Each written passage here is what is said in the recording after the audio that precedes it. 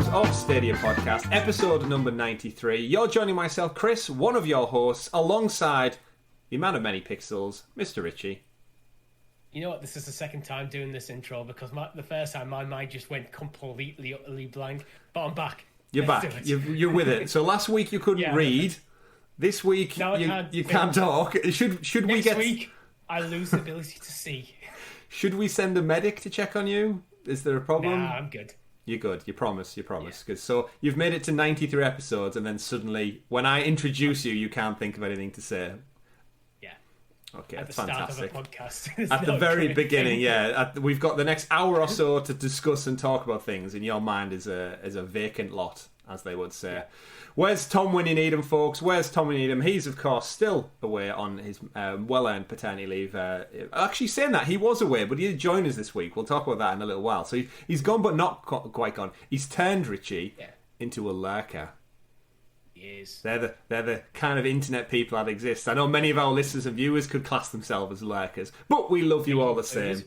You included. I'm a lurker on many YouTube channels. Yeah, it's a force of habit. But of course, you're joining us, you're tuning in, whether it's on YouTube or in audio podcast form, for episode 93 of the longest running Stadia podcast this side of Google Maps, and that is the Sounds of Stadia podcast, where myself, Chris, and Richie, and sometimes Tom, and sometimes some special guests, secret, we've got some of those lined up in the coming weeks, round up all of the gaming and Stadia news for your listening or viewing pleasure. And we've got quite an epic show for you once again this week. We always say they're good, but damn, they're good this week. We've got July Pro Games lined up. We've got some new announcements. We've got some big tech talk and a couple of other stories in between, just like Stadia finally showcasing some of the amazing content creators out there. We're going to talk all about all of that. But before we delve into all the juicy news for the week, Richie, we did some gaming this past week, as we always do. If you are new to the channel and you're not familiar, we play some games every Thursday right here for your enjoyment. And for the most part, for you to join in with us, like many of you did. I think there was well over 30 people at one point playing along with Rainbow Six Siege this past Thursday. We jumped in, Richie. We always said we were going to. We've played that game many times with our own friends before. And it was great. We had an awesome time. What was the highlight for you, would you say, from this past Thursday? Well, I killed Tom once. That was good. That's the highlight of the night. I think he killed me about 4 or 5 times, though. But we don't talk about that, though, right? He's not here to gloat, so... Well, the highlight is actually the game. It's a game that we've been. Any regular listeners of the show knows that it's a game that we've wanted for a long time, and we finally got our hands on it, and it was fun. So I'm very happy. We did, and special shout out to everyone who tuned in and played. Best special shout out to GRS, of course. Not only did he donate super chat, which is always appreciated, any extra support for the channel is amazing. He set up a custom lobby, so we jumped in initially playing what was it called, newcomer mode. Yeah. And we kept getting beat. Newcomer mode, where we just got our asses handed to us. So yes, we stripped back from newcomer mode and went a tier down, which is the tier that you and me sit on. We created a custom lobby, and it worked fantastically. We jumped in. Who was playing with us? We had like Kumna, Jem, a couple of people who we don't usually play with as well jumped on board with us. Dave, shout to all again, Steve, all the awesome people who stopped by in the chat. And it was great. We were all on the same level, all playing it for the first time. You played, Richie, on mouse and keyboard. I did. To try and give yourself an unfair advantage, which didn't do anything. I mean, it's not really much of an unfair advantage when you still don't know the buttons. That is true. F4. There was times when I was having to look down at my keyboard to see where my 5 key is. To use the cameras and stuff. So where is your 5 key? So it wasn't... It's next to the 4. You're right. You're right with that one. You're totally right. Unless it's on your numpad. I suppose on the numpad it's the same as well. Yeah. Short for number. If nobody did know that. Don't tell people we don't teach you anything here on the Sounds of Stadia podcast. But yeah, that was wonderful. We will undoubtedly be playing that again. It's much requested by our audience. So if you do want to join in with the gaming, just got to check it out. Every Thursday, 8 PM UK time, we play games in the cloud on Stadia. That was check 1, Richie. Check 2 for the day, before we get into the show, of course, the main bulk of the show, we've been doing, or you, more importantly, have been doing a weekly, bi-daily, whatever it might be, poll for the best pro game of all time. It started off a while back as part of an episode.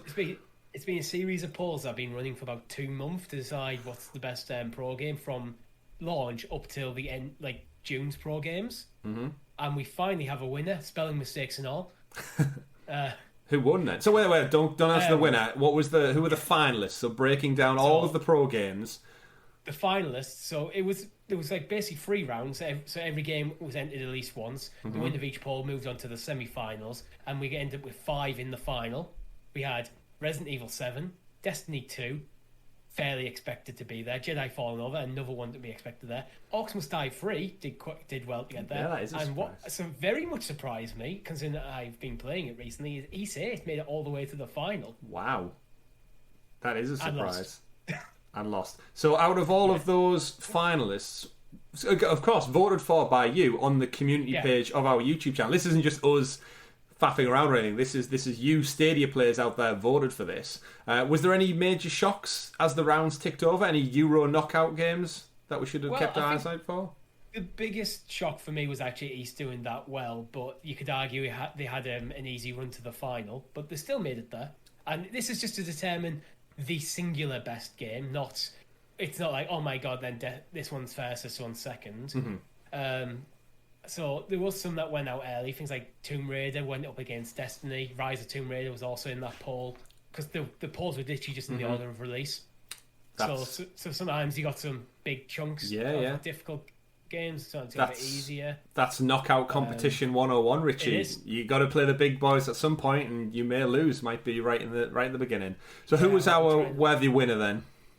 Our worthy winner was Star Wars Jedi Fallen Order. Wow. And it was a surprisingly comfortable win for them against Destiny 2 and Resident Evil. But what was the percentages in the end? Star Wars got about 36% of the vote. Oh, so not as top heavy as we expected. In a five game poll, 36% is pretty solid. Yeah, that's true. Yeah, what were the other percentages? Do we know? Just to see who came last is what I want to really know. Who came last was East with 11%. So it made it to the final and then just ran out of juice at the end. It got some votes, but yeah. It did. So congratulations to Jedi Fallen Order. The Force was indeed with that game. My game of the year for its game of release. We recently played it, Richie. We went through and did a Let's Play kind of fest on May the 4th for Star Wars Day, of course. So you can go check that out on the channel if you haven't done so already. And it's currently... I didn't actually vote for Star Wars, but I think, objectively, that would have been the one I would have went for as well. That's what I voted for. I voted for East because throughout the entire poll, I always voted for the one I thought was going to do the worst. Okay, you're playing devil's advocate a little bit there. Yeah.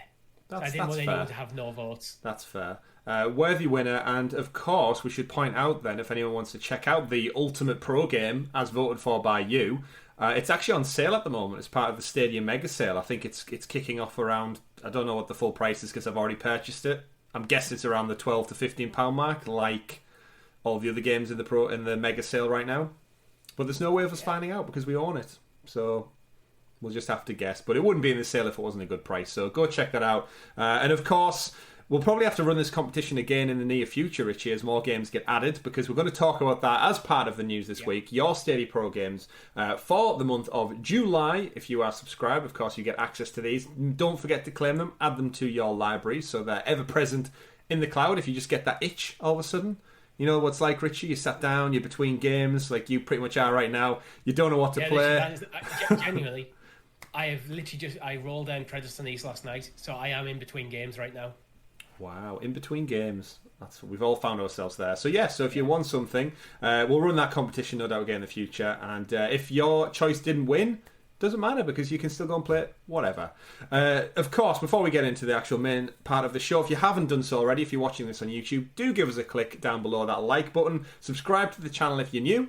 Hello, if you're new. My name's Chris. This is Richie. Tom's usually here. He's not here right now. It's all up in the air with babies and stuff. He will be back. But yes, click like. Baby's not up in the air. You throw babies juggling up in the babies. Air. How do you think the storks bring them down, Richie, if they're not up in the air? They have to come from somewhere up there.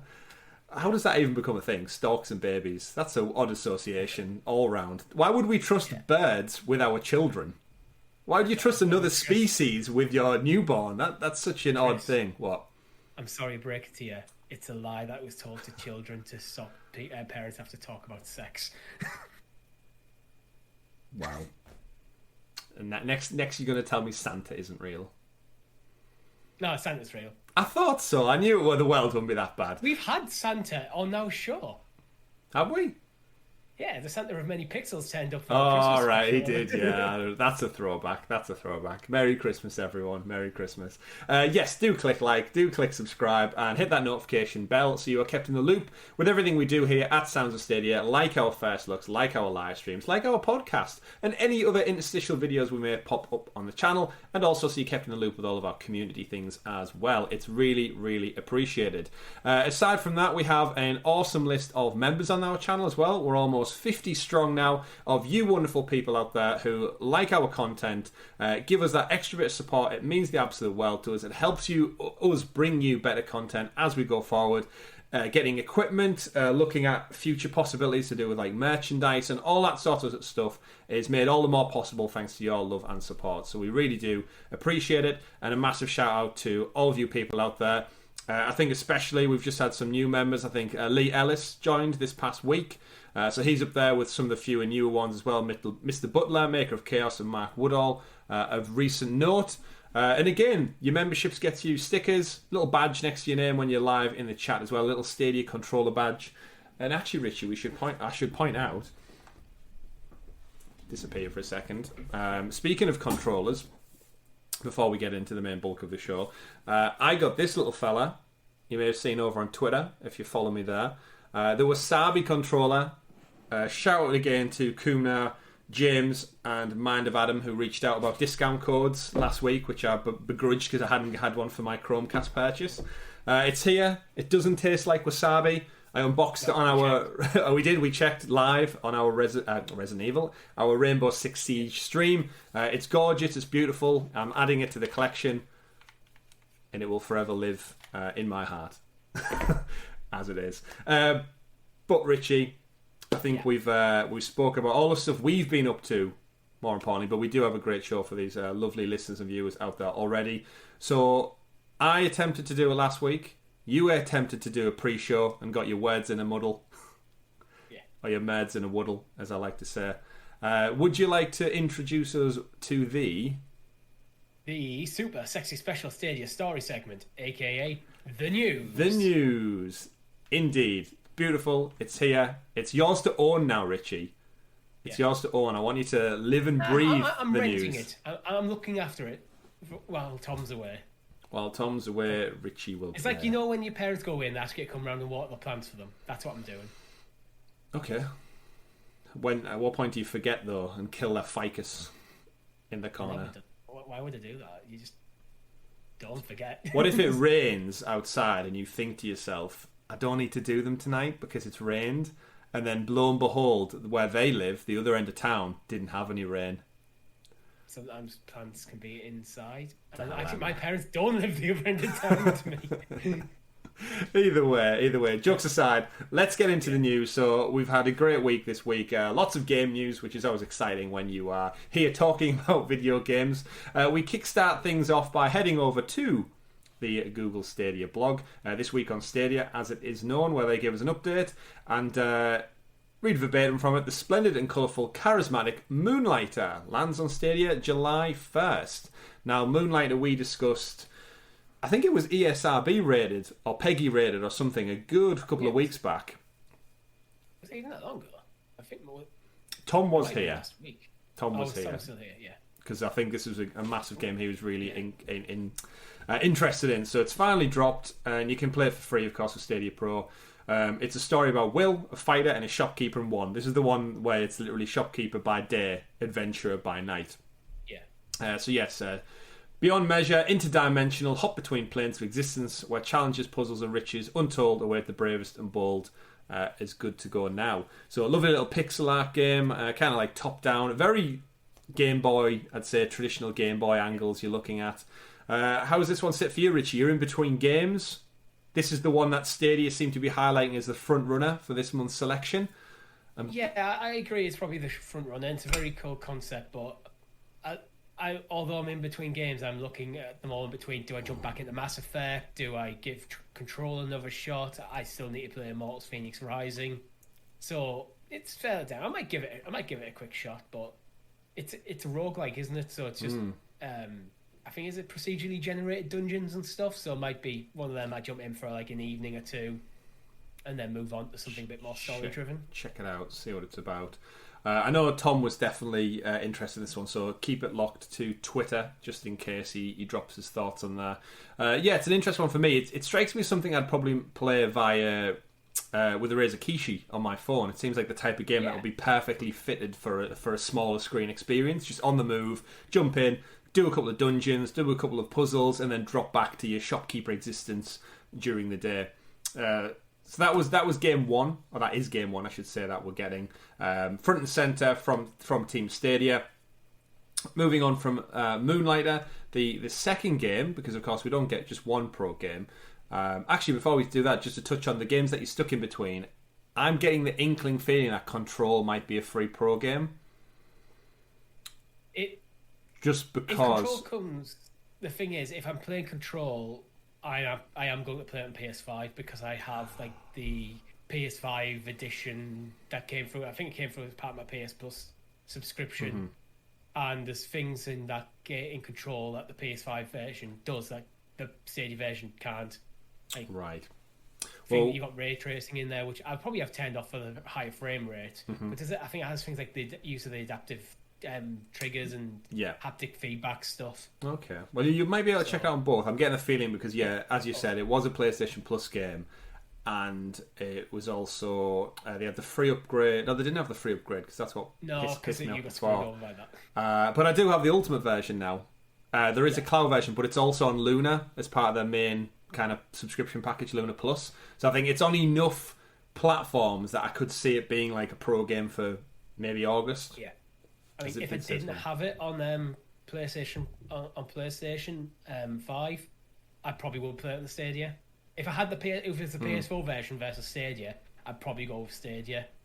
But the reality is, I do have the PS5, and I think that's going to be a slightly better version. Wow, interesting stuff. So, speaking of interesting things, the other games that we were given this month, not the greatest of lineups, if I'm honest, this month, and all the kind of stuff to showcase, and a couple of smaller titles, no big hitters. Like, again, we're not going to get it every month. I've seen some people online say, "Oh, it's another bad month." But then, how quick people have to forget we got Resident Evil 7, and we also got Star Wars Jedi Fallen Order not that long after release. But again, this is what happens with monthly games, and we have been spoilt in the past. Yeah. So it's only natural. The second game up is, funnily enough, it's gone full circle, Richie. Terraria. The saga continues. The saga continues indeed. So the little game. There should have been a PS Plus, a Stadia Pro Game on launch on the platform, because it is an older title. Very old. And it would have been perfect for a pro game. I think this is a good pro game. Yeah, it's one of those that fits in, again, indie, but it's got its own massive kind of like world unto itself. It's one of those ones where I'm so bitter about everything that happened before. I think it's lessened my interest even more. I'm sure it's a great game, and its audience obviously shouts its praises. I'm not bitter by it. As I think there was some stupid stuff going on around the time it came out, just before the time it came out. But the game doesn't appeal to me personally. Yeah, it's just not my sort of game. But I do respect that other people seem to really like the game. So yeah, as someone who's played a lot of hours in Minecraft back in the day, and also a bit of Stardew Valley on my PlayStation Vita, it's kind of like in that middle ground between the two of them, where if I wanted to play a game of that type, I've got the other two. I think the best way to describe it would be 2D Minecraft. If someone had no concept of what the game is and you just went 2D Minecraft, what they're probably picture in the head would be quite close. Yeah, that would be a fair assumption. For those, of course, who don't know, you may not have been a Stadia player way back. Was it before Christmas? It must have been now. Probably. It doesn't matter.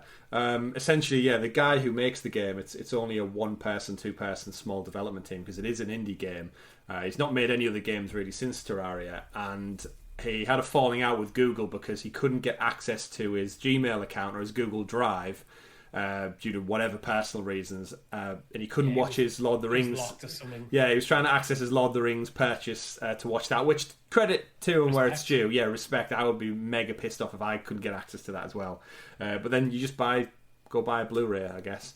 And yeah, because of that, he then tweeted out about it. All the journalists picked up on it and just made a big hurrah out of essentially what should have been a non-existent issue. He used arguably his place as a developer for Stadia to leverage the media against them. It would seem, and at the time, Stadia didn't need more flack. But alas, the game is here. Ironically, it's pro. I'd be very, very curious to know, Richie, if it's pro financial deal done in compensation for all the crap before, or it was just always planned to be pro. I think it feels like a game that was always planned to be pro, to be honest. I've got a feeling sometimes when some indie games come to the platform, they come with a grace period where you get a couple of months to get your sales, then we go pro, because we've seen a lot of games doing that recently. Like even things like Darkside Detective and Street Power Football, our other 2 pro games, they've been on the platform for a couple of months now, and now they're pro. Yeah. Again, it's that conditioned. Like, I don't buy any indie games now. I think Tom taught us early doors that anything you buy around the 10 to 15 to £20 mark, chances are, if you just wait it out, it will be pro before long. It'd have to be something that I was really excited for as an indie game for me to actually consider buying it. Yeah. Well, unfortunately. Funnily sorry, enough, indie developers, but that's what it keeps happening with Stadia Pro, that the game comes out a couple of months later, it goes on pro, and it's like... Yeah. I'd be very actually intrigued to know what the average time frame is between all these games. I'm sure our good friend Inlead, who does the massive Stadia Pro Game report, probably has some stats on that one, because I can't imagine it's that big of a window. If you took like the average, yeah, I think there's some it's weird. I think the average will probably be higher than we think, because there's some games that have been on the platform for over a year then went pro. Yeah, can't think of one off the top of my head, but I'm sure it's happened. But then there is somewhere we've had somewhere it's went on the platform, like came in the middle of the month, and then it was the next month's pro game. Yeah, so like weeks at times. Weeks indeed. Funny enough, though, speaking of other pro games, you mentioned them there, but yeah, the Darkside Detective is out now. Of course, the sequel is already out too, and this is another kind of one with an odd faded pro kind of storied history, because this was supposed to be coming to pro initially as well, and upon launch, it didn't come straight out to pro, but we were told it was coming to pro when it was announced.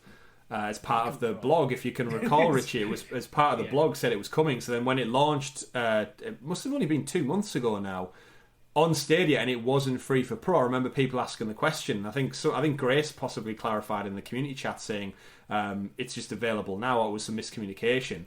And now here we go, 2 months later, it is actually pro. So it was clearly just someone had got the wrong end of the stick in early marketing, perhaps, for this game. But it goes back to this game launched at, I think it was only about £12 UK, and yet you hang fire 60 days and now it's free on Pro. Yeah, I've just I had a quick look through our doc. It was on episode 81 when we covered that story, so we're looking about 12 weeks ago. Okay, yeah, so three months then. Yeah. Time is weird. I wonder if the miscommunication was they weren't meant to tell people that it was coming to Pro. Possibly, quite possibly. But we've seen strange things happen before like this. In terms of Darkside Detective, though, Richie, what does this one sit with you? It's kind of a classic click and point adventure. What's your history with those LucasArts style games? I basically don't have a history of them, to be perfectly honest. It's just I've never been drawn to them. So no Sam and Max for you. No, I can't think of a single point and click adventure game that I've actually played. What was that Machinarium game? That was like a PlayStation Plus game years ago. That was similar to one. But yeah, I'm similar to you. I think I had probably some point and click game, like educational games back as a child. Yeah, I wonder if that's what spoiled the genre for me. It's the only time you've been with educational games is just click on this and click on that. You're trying to teach me something. And when, as an impatient child, you need to click on this and then read the text. I just want to play Sonic. Yeah, the point and click part where it's actually reading all the time. I think that's why I've not got that much interest. I grew up on the Age of Empires 2. Yeah, I think that's why I don't have much interest, or lose interest, I should say, in a lot of Nintendo titles now. Yeah. because they still don't have voice actors for everything. And I know there's there's an artistic choice behind that, but clicking next and then just hearing blah blah blah blah blah blah blah, blah and it's just scribbles. It's like, I don't. If I'd read a book if I wanted to read for this much length. I play games to be immersed and in there in the thick of the action, doing stuff. Yeah. But in terms of the Dark Side Detective, it looks really good. I'm definitely going to check that one out. I think the humour more than anything is something that tickles my fancy. It's got a very tongue-in-cheek, dry sense of humour narrative written throughout the game, and I think that would be quite fun. Especially, I can use mouse and keyboard because it is on Stadia. So, and maybe check out the sequel if it does what I need to. Final pro game for the month. So you've got 4 total for July. Is Street Power Football. Now, you and me, Richie, are FIFA fans, for better or for worse. We're not fans of the FUT seasons, anything like that. We don't collect those digital cards and live that one. But we are football, soccer fans as a whole. We're enjoying the Euros right now. It's coming home. I've been playing a lot of FIFA because of the Euros, to be honest. Yeah, you get that kind of little itch every now and again. I can put the match on and I can play a bit of FIFA while I'm watching the match. Yeah. But what I would like to do, Richie, is actually sit down and play this game, you and me, as actual football fans as well. I'm very intrigued to see how this plays in comparison to FIFA, and if it holds up. It must do. It's a sports game, surely. If it's got multiplayer, we could just do it Thursday. That could be next week's Thursday. Yeah, it could certainly be. And I'm just really interested to see if it holds up to FIFA Street. I wouldn't count on it. I mean, maybe I'm being a bit unfair and dismissing it because there's the cartoony art style. Yeah, I mean, FIFA Street had a very interesting art style too, if you remember. It wasn't exact likeness. It had like weird, kind of like caricature-esque designs of the classic legends. But it's an interesting one. Again, another game that only came out a few months ago, and it's now a Stadia Pro game. But fill your boots, ladies and gentlemen. There's 4 games out there. Quite a broad variety, I'd say. You've got a sports game, a point-and-click adventure game, a kind of open-world sandbox brick-building game, and then Moonlighter, where you're a shopkeeper by day and an adventurer by night. So that's... Other than... The only thing it's probably missing, I think, why it gets a lot of people kind of riled up a little bit is the lack of kind of big titles. I mean, our PlayStation Plus games for this month are, what is it? Plague Tale Innocence, I think, is the big hitter. And Call of Duty, and for PS4, it's Call of Duty Call of Duty 4, Black Ops 4. Yeah. That's the one. It's Black Ops 4. And it's hard not to compare the two. So it's like it does. I do get especially if it's week in, month in, month out games are coming that people are not interested in, and which I think can happen a lot when you get. I think sometimes it can be a bit of indie snobbishness where if it's an indie game, people just dismiss it offhand. Yeah. Where personally, I don't do that. I'll look into what the game is before deciding whether I want to play it or not. Yeah. But if people are just expecting, I want Call of Duty, I want FIFA, I want Jedi Fallen Order, I want Resident Evil, that sort of stuff every month, then indie games every month is just, I can see that being something that turns people off a bit.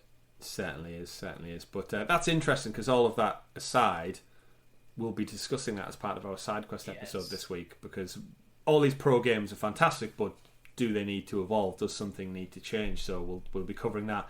It reminded me there as well, talking about football. Tom's obviously not here for a second week, Richie. Yeah. So we've got a special hashtag, of course. Everyone last week was told, go hashtag I miss you, we miss you. So for every Monday when Tom isn't here, even though he says he watches the show, and I know he probably does. I mean, he does because he called us out. Yeah, he called us out. At strike one, he called us out. But this week, folks, head over to Tom on Twitter, at AdaxisLP, and send him some love, but with the specific hashtag of It's Coming Home. Because for those who, in Europe especially, you'll all know the Euros football competition is going ahead right now. At the time of recording, Richie, we don't... Yeah. Actually, you know what? This could backfire on us massively. Purely because, we're recording this. We usually record on a Sunday, but because Chris and I are occupied this weekend, we're recording on a Friday evening. Yeah. So for your listeners, Chris was drinking a glass of water. So so this time tomorrow, will be half-time in the next crucial match against Ukraine. So at the time of this going live on the Monday, we could well be through to the next round. England, or basically, England better not screw us on this. Okay, Richie, so while we're here in this capsule of time, hashtag it's coming home to Tom. We need an alternative in case England lose. It's not coming home? Nah, I don't want it to be pessimistic. It needs to be... I want it to be an optimistic hashtag challenge. Okay, so what would you like it to be? Hashtag better luck next time. Hashtag better luck next time. Okay. We could go, it's coming home, but we're not saying when it's coming home. We're just saying it will be. It just lives in perpetuity. I know we've got, again, a lot of people who listen to the channel who aren't English. Apologies. It's something we get caught up in every time there's a football competition where we believe it's our God-given right to claim the title, even though we've arguably got one of the weakest squads out of the kind of top-tier level.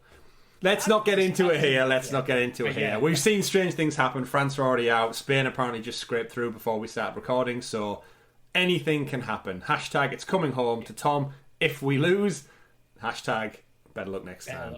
Tom will be thinking, better luck next time. What? Because Tom's not a massive football fan anyway, so he'll be like, what? Yeah. Either way, folks, that's your July Pro Games. 4 to choose from. Fill your boots. Don't forget to claim them. Just in case you do fancy playing them later down the line. Down the road. Right then, second story of the week. We got a follow-up with another community blog. So we got the Tuesday blog with the games. We got quite a pleasant one on Thursday, actually, Richie. Yeah. We got the update that Streets of Rage 4 is coming to Stadia on July 15th. So not that long away, just under 2 weeks at the time of recording. Of course, Streets of Rage 4, the latest entry in the legendary beat-em-up series from way back on in Mega Drive days for me. I don't think it predates Mega Drive. It was Sega that kind of put it on the map as far as I can remember. Maybe arcades. I feel like there was an arcade version as well. It's probably just Mega Drive. You got that association because you had a Mega Drive. Yeah, but I can't think of anything at the time that would have been able to run it because of the 3D pixel / whatever graphics they are. But either way, Streets of Rage 4, new mechanics, hand-drawn visuals, an electrifying soundtrack to boot. Super fun. I actually, funny story, Richie, checked Streets of Rage 4 out on xCloud when I was testing xCloud way probably about a year ago now when Streets of Rage 4 first came out on other platforms. And I jumped in and I had Game Pass. I was checking out xCloud, used it on the phone, ran fine.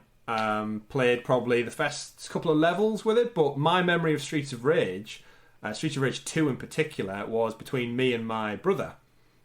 It's a fantastic game if you've got for couch co-op, because similar to kind of Scott Pilgrim, which the three of us played earlier in the year, last year in fact, it's just beat 'em up classic action. There's not much to it. Usually a banging soundtrack, crazy bad guys, lots of crazy bad guys, a boss fight at the end of each area, and a very loosely threaded story throughout. Have you got any history with Streets of Rage? I've definitely played a couple of them, but I much preferred personally Golden Axe to Streets of Rage. That's a good shout as well. To correct myself, Streets of Rage I think was an arcade and Sega exclusive on the initial release. It's the original has since come to Wii, iOS, Windows, and 3DS. That makes sense. So it's made its way over to Nintendo as well. Okay. In recent years. Of course, a franchise that's been dormant for a good while. I'm pretty sure I can't even in my mind visualize 3. Totally can see Streets of Rage 1 and 2 on the Mega Drive. Cannot picture 3 in the slightest. And I saw someone on Twitter actually say, seeing the announcement for Streets of Rage 4 made me realise I have no clue what 3 is. And that's the same for me. I think it's just a total blank spot when it came out. It's probably why the series hasn't seen a follow-up for nigh on 10 plus years. Well, Streets of Rage 3 was 94, came out. Wow, yeah, so that might be why. Was that on the Mega Drive too? Yes. Yeah, Genesis. Wow. Genesis, Mega Drive, same thing, aren't they? Yeah. So why? So that's so weird that it would just it just never made the leap. I'm guessing it never made the leap past 16-bit. Wow. I think, well, if you think from the next generation of consoles was when everything started going 3D with the Saturn, so maybe they just didn't think it would work in 3D, and everything had to be 3D That's true. Yeah, it did. Now we've got to the point where 2D games have come back into play and can be very enjoyable. But early 3D games, everything had to be 3D, even if you could count how many polygons on screen with one hand. Yeah, that's true. So yeah, a little bit more about the game then. We do know it's coming out at around, it's $24.99 stateside, €24.99, probably about the £20 mark for us in the UK, Richie. Yeah. And I'm guessing 25. Yeah, just a straight transfer.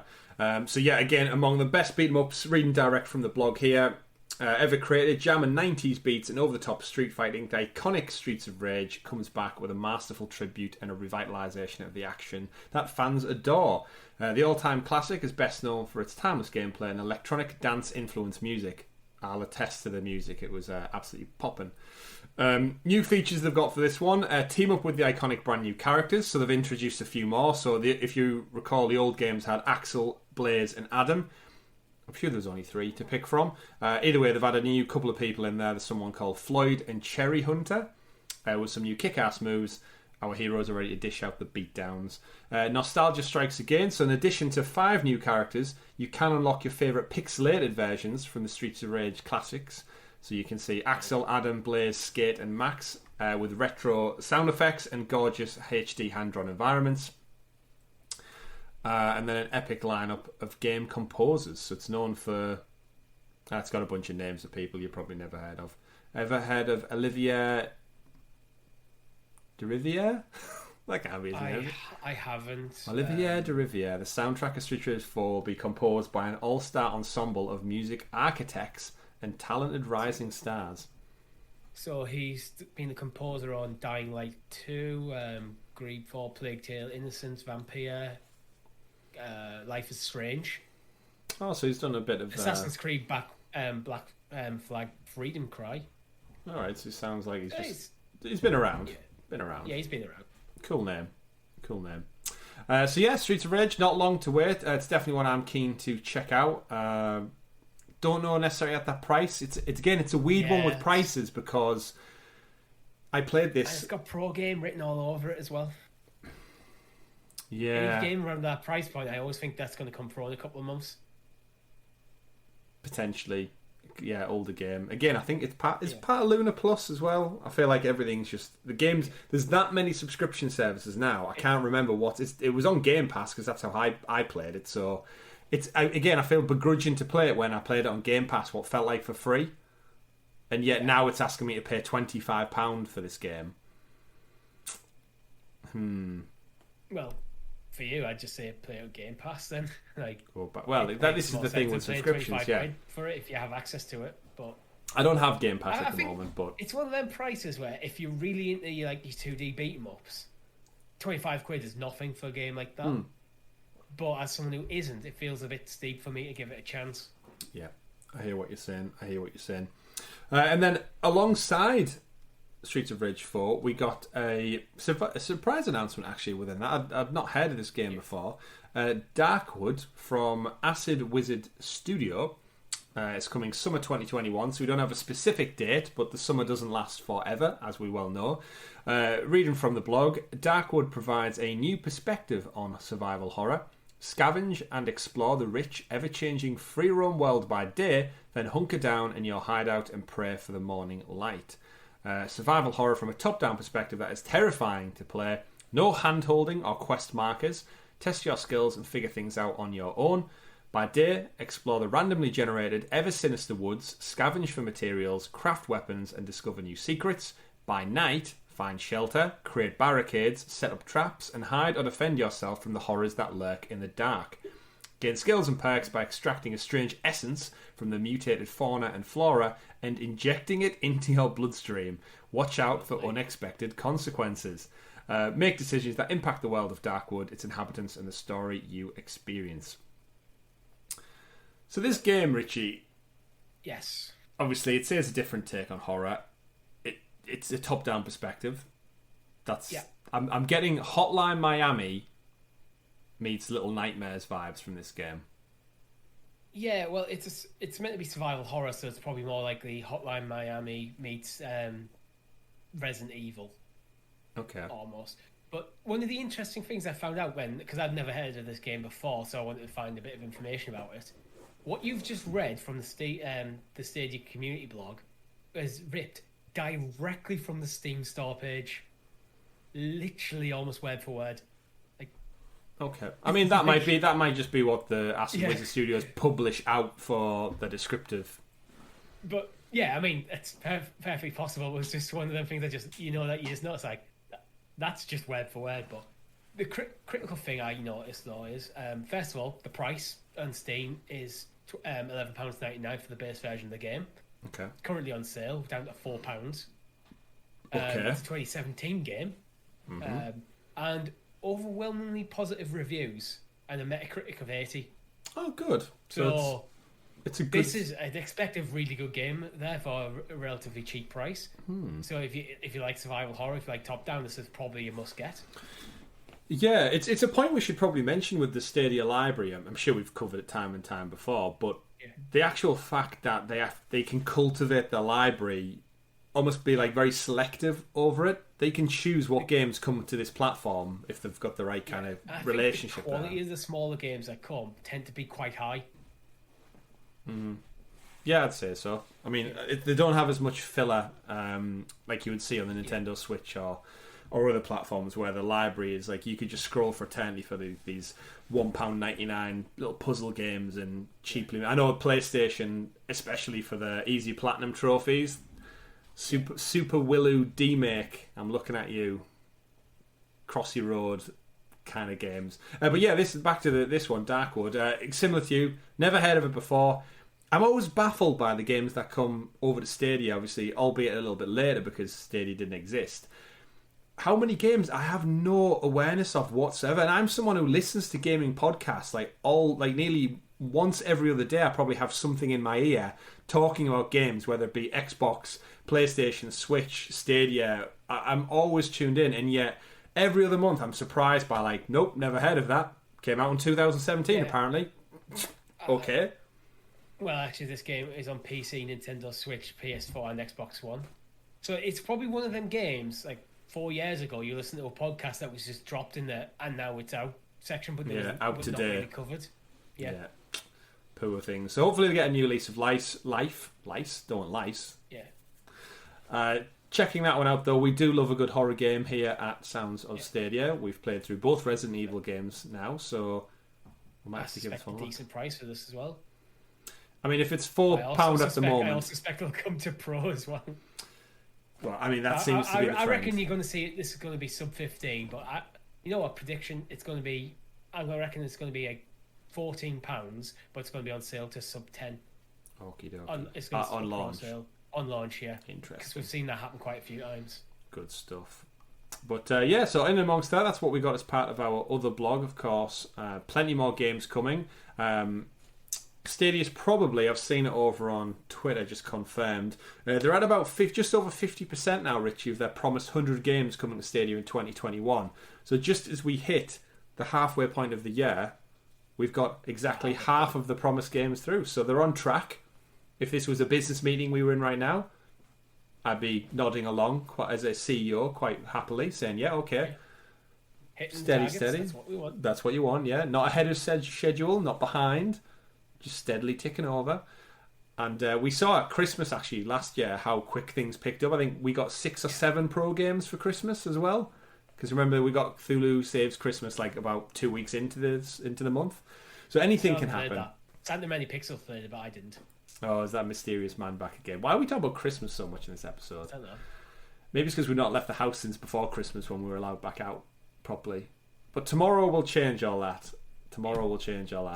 Moving on to the next star of the week. It's not really been covered in and amongst the Stadia news, but I thought we'll definitely get this one here. As a big fan of the franchise, but also we know the game's coming to the franchise. Control is getting 2 updates from the developer Remedy.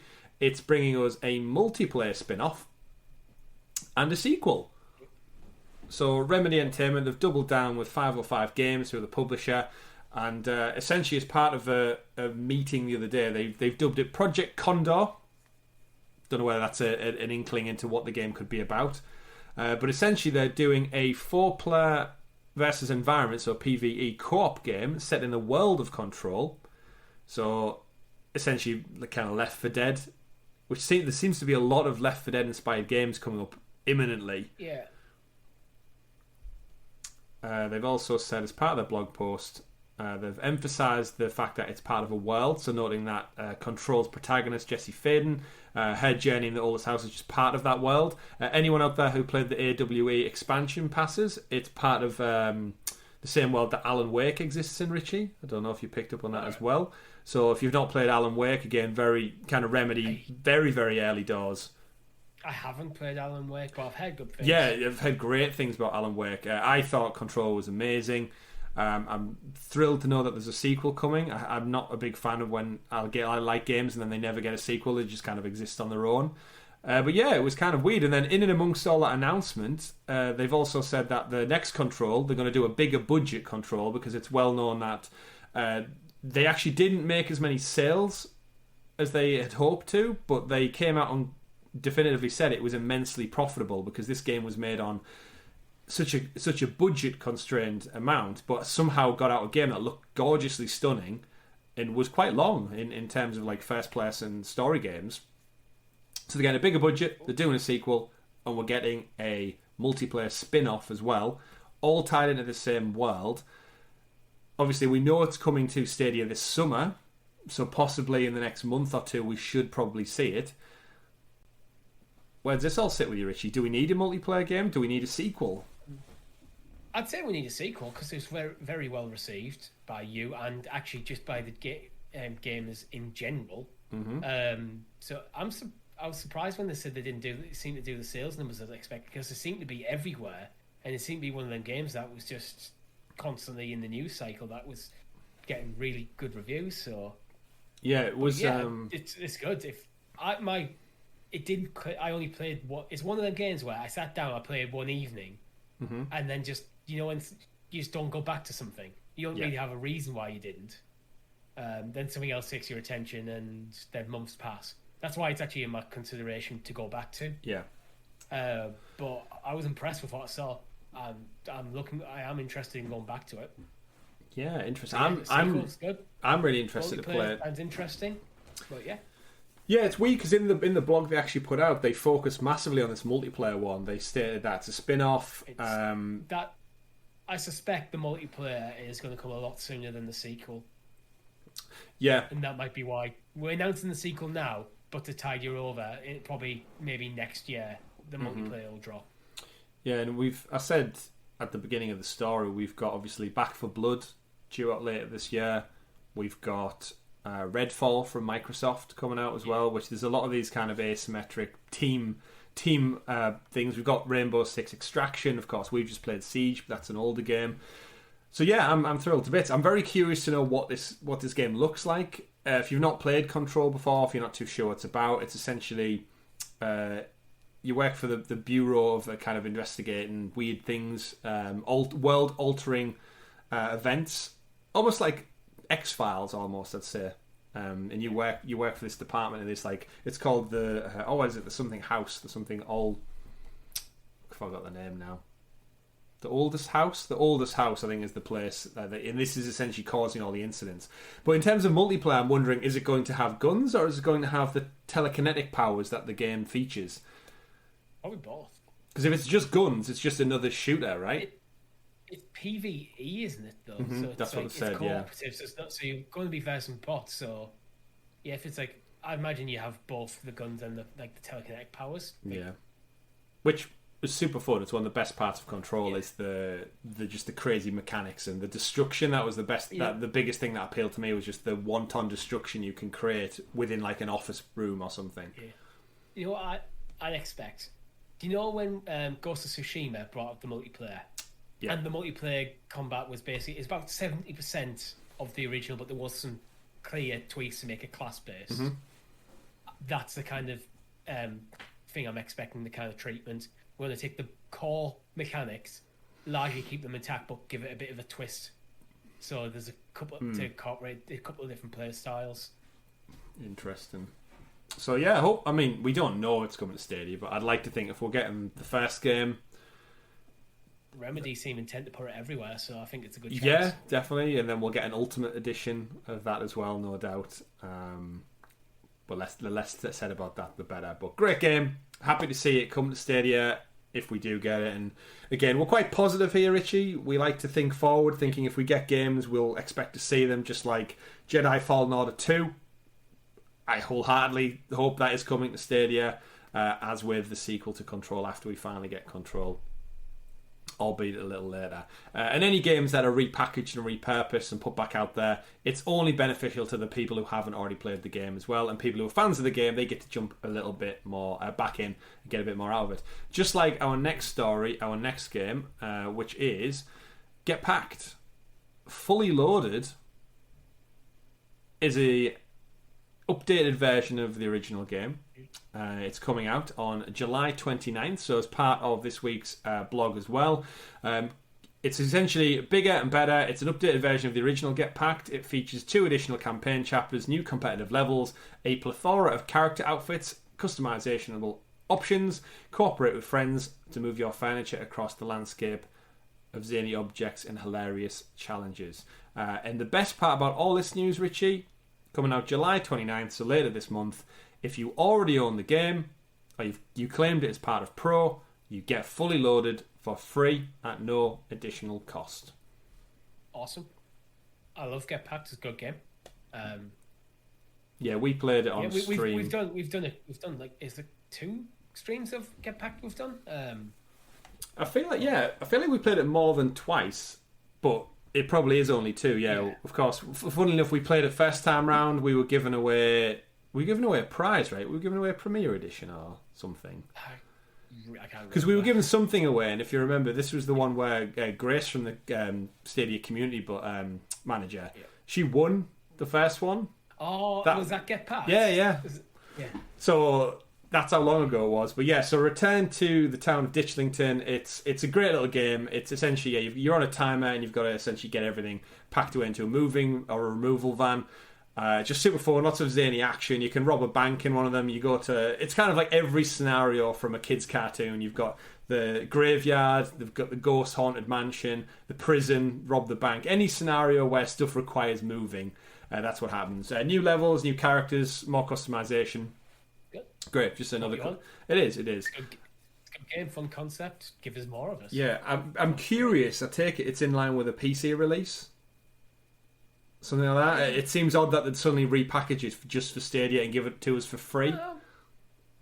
Maybe it's just something they've been working on anyway, and it's only for free if you already own the game, so it's more of an update.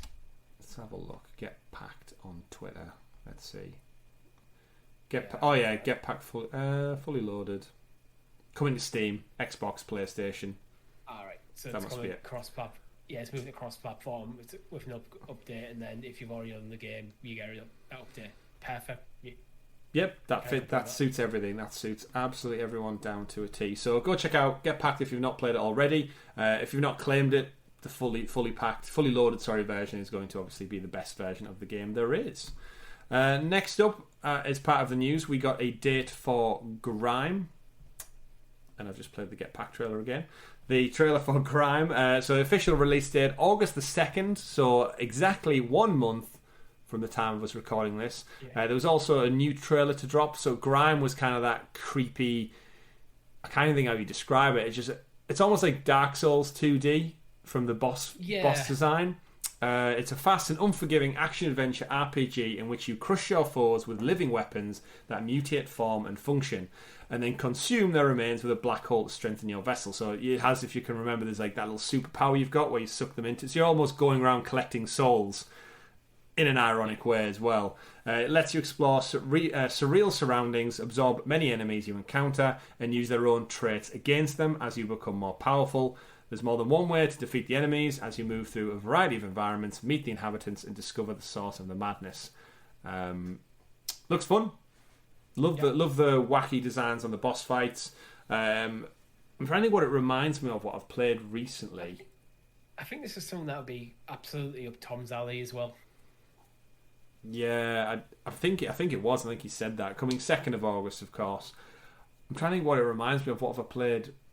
it's got like the dash mechanics, like the 2D dash mechanics. It actually looks a lot like, have you seen the Metroidvania? Metro, the new Metroid game, I should say. You know, Metroid Dread, was it? Oh yeah, when the one that went back to the old 2D style. Yeah, it's got a very similar vibe to that, where it's like very tight, compact dash navigation around whilst there's enemies. But of course, it's got this interesting twist that you absorb their powers and use them against them. So that could be quite a cool dynamic as well. Not too long to wait for that. How does this one read you as a pro game, Richie? Is it a pro game? No, how does it read you as possibly being a pro game? I reckon it'll go pro 3 months after it comes out. Okay. Playing it I don't safe. think it'll be on launch, because it feels like there's quite a lot. It feels like a game that does stand out a bit. It has quite a unique selling point, so I think it'll probably it'll come out at its full price, whatever that is, first. Yeah. And then go to pro later. Yeah, we shouldn't say that about every game. It's just unfortunate the way it's just we're conditioned. Such a strong trend. Yeah, because we know it's not going to be a Ubisoft game coming to Pro, because they're all over in the Ubisoft Plus world. We know it's not going to be like a brand new EA title or anything. We've got obviously Resident Evil, but that was a three-year-old game at that point. The other big games came with Premier Edition promos, so it's not. I always feel like everything that comes out, I'm like, it's coming to Pro. But that's just how I think we've been conditioned. So, I mean, everything will come to something eventually. If you're patient, if you're a patient gamer, which I know few of them exist out there in the wild, I for one am not one of them. If you can just hang fire, gaming is one of the cheapest hobbies to get. The problem is most people want stuff day one to be part of the conversation, which requires the full amount. Things day one, then doesn't get around to playing it for months. When it's now £15 in a bargain bin somewhere. Well, if you look at the free games, I'm looking potentially playing next Immortals Phoenix Rising, Control, and what was the other one that I've already forgotten about? But that you bought? I bought all the free games that I'm considering playing. I've bought them all. I own them all. It's just Immortals. It was Mass Effect. Control. Yeah. Oh, Mass Effect trilogy. Immortals and Mass Effect. I got them both on release. Control, I got a PlayStation Plus. Which was effectively the PS5 release. So I was like, there's 3 games that I just haven't got around to playing yet. Oh well. If only there was some kind of all-seeing subscription that covered all those games, that you could just jump in and play without any financial burden. Which brings us on to a story I wanted to point out. We've touched on it at the beginning of the show, but essentially Rainbow Six Siege, we mentioned it, dropped this week, last week it'll be now at the time, when the time you guys hear this. Yeah. Released last week. Wednesday last week. We played it. It's great. It runs fantastically. I don't know about you, Richie. I didn't see any noticeable lag. There was no latency, albeit just us being rusty when it comes to first-person shooters was probably the only problem we had. I've seen everyone out there in the Twitter community saying it plays flawlessly. People have tested it on other platforms. Yeah, it just works, and super fun game. The kind of point I wanted to highlight when it comes to talking about not just Rainbow Six Siege, but all of the other games, is it came on sale at launch, and we mentioned it on Thursday. It did. It was, if I'm not mistaken, it was the deluxe edition. RRP's at $79.99, and it was reduced down as a launch sale. No, Steep's not out yet, Richie. Yeah, not yet. It came as a launch sale for, was it £12? It was something £12.54, something. Some odd amount. So of course, you, Richie, you opted to just buy the game rather. Yeah, my initial plan was that Ubisoft Plus is out on Stadia. I haven't yet jumped into Ubisoft Plus. It's like, well, so my plan was I'll activate Ubisoft Plus, play Siege, and then good. I've got it for a month, and then if I'm still playing, I'll keep the subscription active. If not, I'll cancel it. And then the price of the game was like, well, I might as well just buy the game than get an Ubisoft Plus. It's such a good sale. So it was what, 50p more than it would have been for a month worth? Yeah, something like that. And now, if I play for 2 months, it makes it cheaper. Yeah, and this is kind of the argument that's always been almost like an Achilles heel for Stadia, but it's such a positive at the same time, is that you can now make that choice to just purchase the game as a one-off amount, and you can play it whenever without having to recommit to a subscription model. The game is just yours. You own it now. Whenever, wherever. That's especially for that sort of price. Like, Now the thing is, if it wasn't on sale, 79 was 79.99. Oh yeah. I'm not paying for that for a game I actually already own on a different console. Yeah. But yeah, and that's when I would have went Ubisoft Plus. So there's benefits to stuff like that. Yeah, it's pros and cons. The reason I wanted to bring this up as well is the game was great. We had loads of fun. I wanted to, of course, purchase it too, just like you did for the £12 mark. However, there's a problem going on with Stadia and Ubisoft Plus that I've seen a couple of people tweet out about it, and it needs looking into. If you've currently got a Ubisoft Plus subscription, you cannot buy a Ubisoft game through the Stadia store, because it default ticks them all off in your library as though you already own them. So that's fantastic that I own Rainbow Six Ultimate Sexy Special Edition immediately, day one, with all the bells and whistles. However, if I cancel my my Ubisoft Plus subscription, at the end of the month, and then I suddenly decide, actually, Richie's playing Rainbow Six Siege, let's jump it. Oh, wait, it's £50 again, it's £80 again. That just gets me back into... my only option then is either to fork out for it or resubscribe to Ubisoft Plus for another 30 days for what might just be a 3-hour itch playing the game. Yeah, it's almost a bit too tightly integrated. I wish they just added so you have the option to purchase as well. Yeah. So this is where it comes down to it. So I've seen a few people put solutions up on Twitter, and I know there's a Reddit thread about it where you essentially have to go in, uncouple your Stadia account from your Ubisoft account, and then you can go in and buy the game. You shouldn't have to do that at all. It should be much, much easier. I was fortunate enough that my Ubisoft Plus subscription lapsed at the end of the month on the day of release.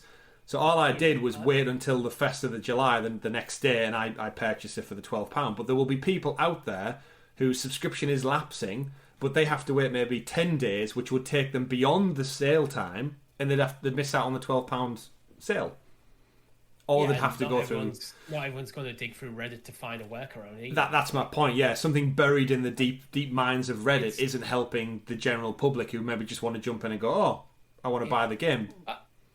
I can see why they're doing it, because they probably just haven't considered, like, well, if people got Ubisoft Plus, they're not going to want to buy Ubisoft games, so it's not a non-issue. Mm-hmm. But then when you get a sale such as this one, it's like, it becomes an issue. If you've got, say, Ubisoft Plus to play something like Immortals or Assassin's Creed, but you're actually a big Rainbow Six Siege fan, and it is cross-play and does have cross-progression. So if you've been playing it a lot on PC and want to carry it over, and you might not want to keep this subscription going forever. Yeah. So an interesting one. That there's obviously an easy solution in there. There just needs to be a way you can toggle in and out the sales without it necessarily reading your Ubisoft Plus subscription. I'll just have it so when it comes up, it's like when you're in the store page, it says you already own this in Ubisoft Plus. Do you want to buy anyway? Yeah, just another purchase option. Yeah. Easy fix, but it's Ubisoft would be. I bet you Ubisoft would be quite happy if you do that, because you're buying a game that you've already got access to. Yes, we'll take your money. It's just a double win. Yeah, same issues. Like you're getting extra money for this. Like actually, now we're saying that out loud, Stadia's had the same issue with their own games, right? Where people have claimed them as pro, and then people have said if I cancel, I want to purchase the game on a sale, but I'm currently in a pro subscription. So then if you cancel it, you can't get the pro sale price, or you can't... I know there's another scenario there that I think Stadia's had play out before. And of course, hit them up on Twitter, let the people know that need be, and I'm sure they're looking into it and they'll get this resolved in due course as Ubisoft Plus becomes more integrated, no doubt, and we get more titles further down the line. Because I believe Immortals Phoenix Rising is another one that's about £12 also at the moment, marked down from like $59.99. That stings a bit for me, because I bought it for full price on launch. Never got around to... I think I played... It was another one like Control, where I played like one evening and then moved on to something else. Mm-hmm. And haven't touched it since, and now it's on sale. The life of a gamer. The life of a gamer. Well, that's my own fault for buying it. Buying it straight away. It's what it was with Immortals. I remember that what it was. I just finished like Cyberpunk, and I just finished Valhalla, and I just wasn't in the mood for another big open world game like that. I was like, oh well, the point at which by the time I got round to it, it already passed the point of where I could refund it. So I was like, well, I'll get round to it eventually. The game is life. I life. might get round to it. It's now on sale, but That's just more than a one of 10. them things. Yeah, it is. Yeah, it's a game. We've all done it. I no doubt our viewers and listeners have done it too. Right, final couple of stories for the week. Just Shapes and Beats, of course, was a pro game quite a while back now, actually. Out of nowhere, they're bringing out some DLC titled The Lost Chapter on July 23rd, 2 years after the original game's release. It's coming to Stadia, PlayStation, Switch, Steam, according to their Twitter account. But yeah, some more Just Shapes and Beats. I quite enjoyed what I played of Just Shapes and Beats. I think this is the game I tested my Owsley controller mount out on. So when I got that piece of plastic, fitted that, tested that out, and it's one of those games that it fits very, very well on a smartphone. It's kind of like, it doesn't require much kind of visual power, but it just looks stunningly bright and gorgeous. The music's great. Very, watching the trailer back now, very epilepsy inducing potentially. It's one of those BT pop games. Did you spend much time playing it? I never actually played it at all. And you're the music man. I don't think I even jumped into it. I think it's one of them games that just passed me by completely. You should definitely check it out. It's great. They haven't said whether or not this is going to be free DLC or not, but I'd imagine 2 years from release, dropping it for free seems a bit odd, unless it's got, again, some other update we don't know about. But I guess we'll find out. So yeah, not long to wait. 23rd July, Just Shapes and Beats. Another reason to jump in and play along. Essentially, Richie, you are a colourful cube fighting your way through a world of colour that wants to attack and murder you. Right, final couple of stories for the week. Just to touch on it a little bit, because I kind of wanted to bring it back around, lean into Stadia. Microsoft, on the back of all of the news announcements the last kind of couple of weeks that have pertained to xCloud and news and stuff as well, they're expanding their lineup of mobile accessories for iOS devices. So in terms of they're basically partnering with the likes of Razer and such to bring products to market that are in brand with Microsoft. So we've got the Razer Kishi. We just mentioned there actually the Owsley controller mount. There's already an Android Kishi for Xbox. Yeah, all of that kind of stuff. The deals we've seen in the UK, Microsoft partnering with the mobile companies, and you get free Kishis, you get 12 months of Game Pass for free. Making big moves into different industries, which is, again, part of Marketing 101. What I kind of wanted to lead that into is it about time? It's probably a SideQuest topic for want of less. Richie, are we going to start seeing some Stadia, like just accessories at some point? Because we've had the official Stadia Claw controller, and that's only been available. We haven't. Yeah, stateside they had it. I believe Canada did as well. I personally hate claw style grips because they always seem to grip at where the buttons on your phone are, whether it's your volume or power stuff. So then you always have the phone off centered, and then they always feel a bit uncomfortable, and like the weight of them is a bit not distributed well, which is where I actually think the Kishi is so much better for it. Even though Stadia controller much better than the Kishi. The Kishi is probably MSRP is probably twice what it's worth, in my opinion. Yeah, it's traditionally what is it, about £80? I wouldn't pay more than 45 for. I paid 45 on eBay for mine. Right. And I wouldn't pay more than that for it. Okay. But I don't know, because the Kishi is basically Android themed, which is kind of Stadia themed anyway. The only thing it's missing is the Stadia Assistant button. Yeah, that's it. It works flawlessly as far as I'm concerned. In comparison, and you're probably using a phone that has Google Assist on anyway, so does it need that button? Indeed. I'm just really interested to know, like, now we've got a Google Store open in New York, and Stadia's coming up on its 2nd year anniversary. I'm just really intrigued to know, like, at what point do they start? Like, there must be some point there's someone there who's discussing it and saying, oh, actually, we could do this. We could have our own brand. We could have, Richie, a wasabi colour. Oh, that'd be Kishi. I'm not buying it, but it'd be cool. I'm not buying it, but what I it'd be think cool. you could see more of is almost more integration with, like, Stadia integration when you purchase. Say if you bought the new Pixel, say next one, the new Pixel 6, it comes with the claw and the Stadia controller.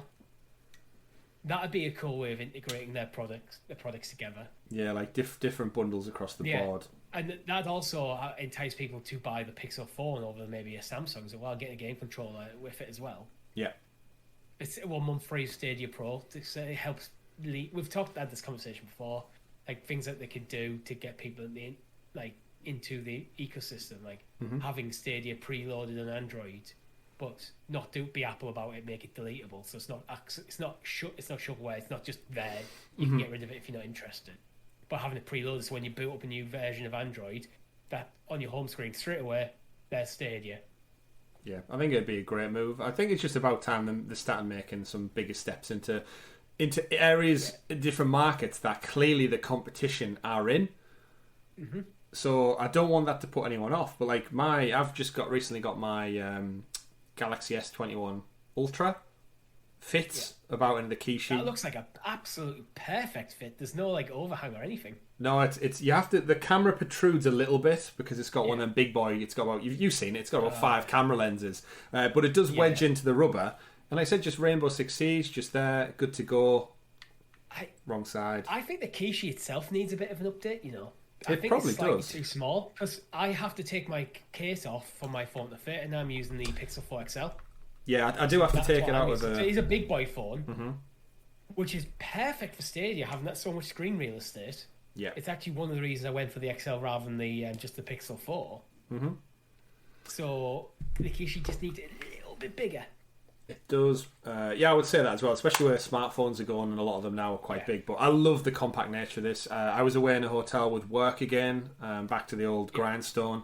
And just this, my phone, and... It just playing. It was FIFA on the go. It was fantastic. It'd be cool. I mean, it's Razer, so if they do this, it's going to cost you about another £50 to put like Bluetooth into it. So when you have it fold up nice and compact, you can still use it as like a mini controller. Yeah, like the Switch controller. The Switch Joy-Cons just click into the main base. Yeah, that'd be a great shout. Yeah. That would be fantastic. Just it's already overpriced, so.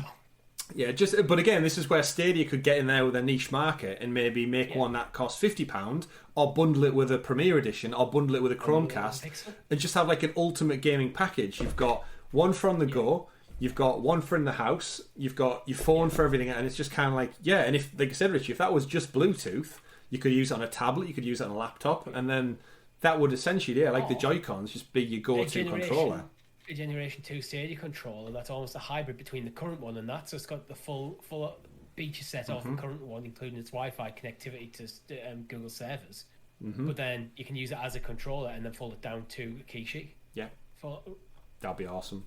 But I'd just like to see a bit more moves. Like, it's weird because we talk about it on a podcast, but Stadia doesn't have any physical presence. We said before, like, they've got the shop now in New York, which is fantastic. As the world starts to open back up, I've said from time and time again, they need to have a physical presence in stores alongside the Chromecast, alongside all the other Google Hub setups and gears. Have your Premier Editions on the shelves everywhere. I've said it before. Have your Premier Editions on shelves next to your Chromecasts. So people walk past looking for a new Chromecast and go, "Oh, Chromecast or Chromecast that comes with game controller. Oh, what's this?" Get these boxes next to the TVs, stacked up in our Curry's, GameStop, PC World, wherever it may be, just so people go, "Oh, what's that? Oh, well, if you buy the TV, you get 50% off this at the moment. What's that? Oh, you can play it through your TV. What do you mean play it through my TV? Do I need a PS5? No, you just need this in your TV." That's the selling point, and it's so good, but having a physical presence is great. Okay. If you think you got the Chromecast, you can probably see mine there in shot. That little box, and then have the Premier Edition, which is the third one down, next to it on the same shelf. So, this is just the Chromecast. This is the Chromecast and a game controller. Oh, it's only like £30 more or something, whatever the price difference is, without looking it up. Because we know they're not scared of massively discounting their tech. So, always potential, something to do. And I'm sure that's probably a side quest unto itself, which we might get around to eventually. Final story of the week. It's not in the news, but it's something I definitely wanted to highlight after the last couple of days with the launch of Rainbow Six Siege. And that is that the Stadia marketing team, at the moment, well done. You seem to be embracing The world actually came across as quite sarcastic. Sorry, yeah.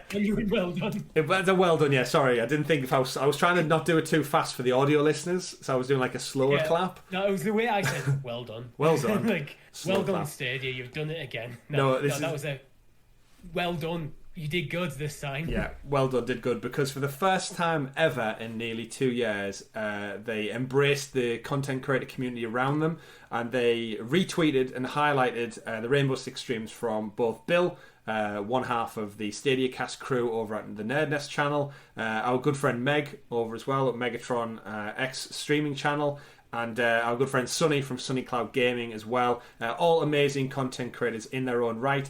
Specifically, they've been carrying the flag almost for Stadia for a good 2 years almost now.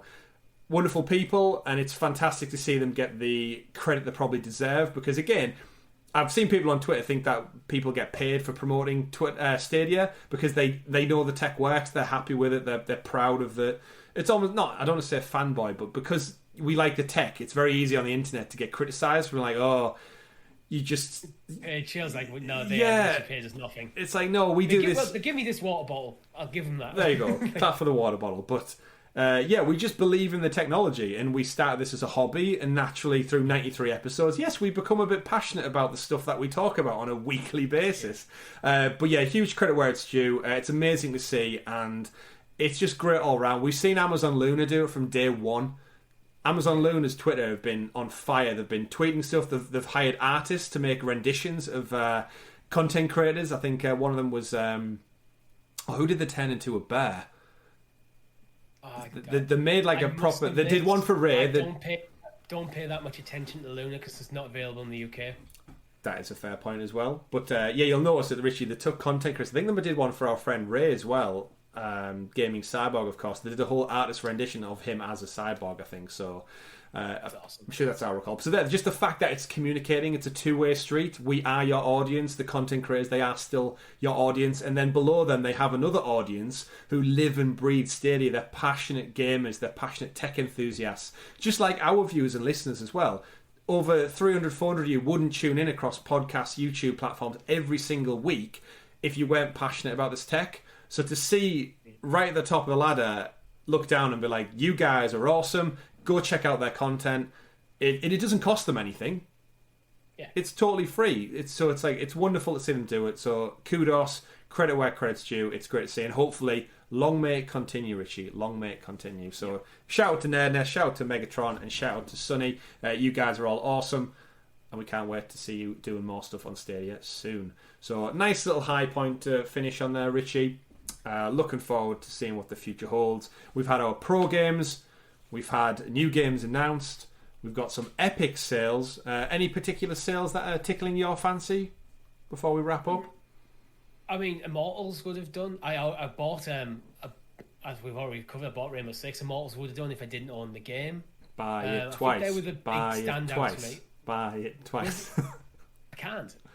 I literally can't. I own it. Oh, you bought it on Stadia? Okay. I would have. Yeah, I own it on Stadia. How many hours have you played? Of Immortals?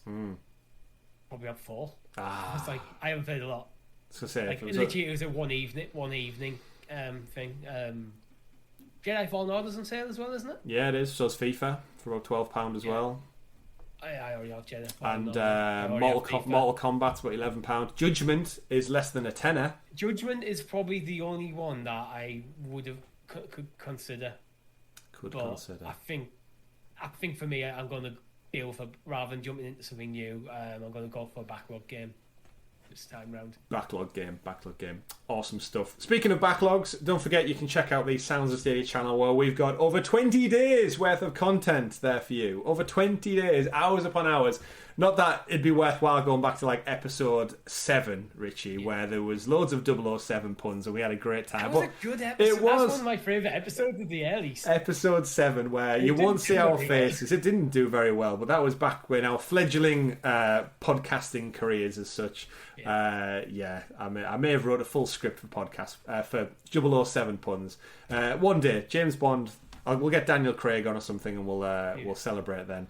But until then, folks, do not forget, or do remember, in fact, to like the video, subscribe to the channel if you've not done so already, and click that notification bell so you're kept in the loop with all things Sounds of Stadia. Like our live streams we bring you every Thursday. Like our first looks and our mini Let's Play series when they drop. Follow us all on Twitter at Sounds of Stadia, at CyberChris2077, at Richie C89, and at Adaxis LP. Don't forget, hashtag it's coming home, or maybe not, depending on how the match went over the weekend. That hasn't happened yet for us. Of course, Richie, we have Sounds of Stadia SideQuest every week, where we go off the beaten path, explore a deeper Stadia topic in a more discussional format, which our members get up to 6 days early. They get it every Sunday instead of Friday when it goes on free feeds. What's this week's topic? So this week was actually inspired by our good friend over Claudio for Chance of Games, and it is, does Stadia Pro need a refresh? Does it need a refresh? So we touched on it a little bit in this show, actually, but we'll get into that there. If you want to give us your thoughts, do let us know in the comments below. Or if you want to join for 99p as a member, you can do so right below in the YouTube video. Click join, support myself, Richie and Tom, bringing you better Stadia content every single week. I think that's about it, Richie, for episode 93. Shall we go get drunk? No, we've got to record SideQuest first. Then can we go get drunk? Yes. Awesome. Yes, then we can. And shout out to our friend Luke, if he's listening right at the end of this podcast, because it's his marriage while we're going away to get drunk. His proposed marriage to his wife. You forgot about the word stag do there. Oh no, I knew it, but I know it's because of lockdown. We're not doing proper stuff, are we? It's like it's a mini slash thing, so I don't know if I wanted to give it that official title. But either way, drinks all round. Yeah. Congratulations again. Drinking for Luke. Luke, who has been on this show. He has. I can't remember what episode. And he is a writer for Stadia Source, so he's a Stadia-centric person. We might get him back on soon. Depends how drunk we get him and if he wants to talk to us after this weekend. But we shall find out. My name's been Chris. I've been Richie. We've been Sounds of Stadia, everyone. Have a great weekend. Game on. Good luck, England. Hope you did well on Saturday. Goodbye.